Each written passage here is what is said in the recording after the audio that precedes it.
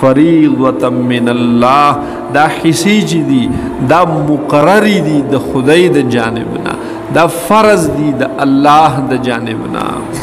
کم زڑی پلارو پات شو رونو پا مال قبضوا چولا خویندو لحصہ نور کی دے دا اللہ دا فرض حکم نرو گردانی کی باز اخکار پا ننداروی نئی در کوم درلا یا خپل خویندی مڑی ولی کی او باز ورسر چل ول ورسر کی دا سے ماحول ورد جوڑ کی چا اغی مجبور شیر راکی اسینا راش پرید ورتا ذکر پلارو نو پات شوی مورو نو پات شوی دغن دا پلار دا رونو دا کور موس دا پلار کور دے نو کو ویم چرا کرا لئیسنو دا پلار کور میں ورانی گی دا پلار کور بانے اغا بندے گا ما نو زد خپل رونا د ځان نه خپه کولې لري کولې نشم نو پریګ دی ورتا خور خپل حصہ نو دا رور دی دا سوچ نه کی چې دا زما د بار اوس جایز دی ځکه دا په طیب نفس نه لی پری خو دی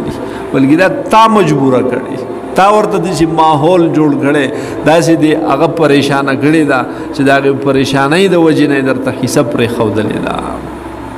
په طیب نفس د زړه په خوشحالۍ سره ورکړه داسې وي چې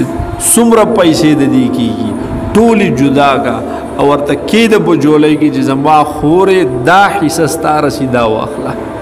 نو چې ورې کې ورلا اوس کې درلا واپس درګي چې یاره رورې دا تر ځان سره کېده زه یې نه اخلم دا په طیب نفس سره ده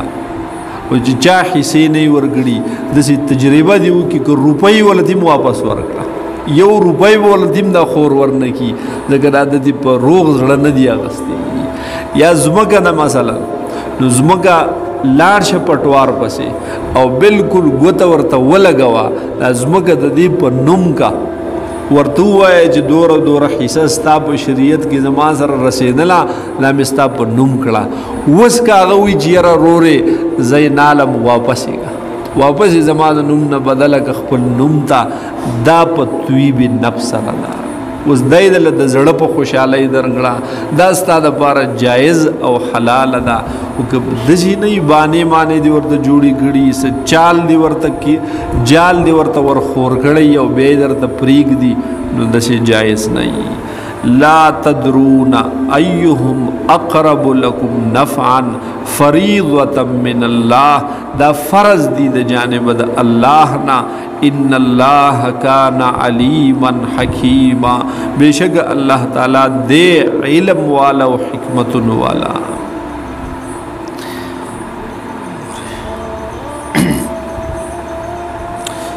وَلِأَبَوَيْهِ لِكُلِّ وَاحِدٍ مِّنْهُمَا السُّدُسُ او حصدا د والدینو د پارا د هر یو د دې دواړو د پارا شپږما مما په هغې مال کې ترکا چې پرېښودلی دی دې مړي ان کان له ولد که چېرته وي اولاد د دې مړي فَإِن لَّمْ يَكُن لَّهُ وَلَدٌ كَجَرْدَ نَوِي دَدِي مړي اولاد وَوَرِثَهُ أَبَوَاهُ او میراث وړي ددنه د مور پلار فَلِأُمِّهِ الثُّلُثُ نو بیا به وي د مور د پاره درېیمه حصه او باقي د پلار د پاره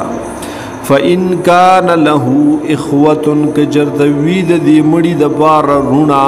فَلِأُمِّهِ السُّدُسُ نو بیا به وي د مور د پاره شپږمه حصه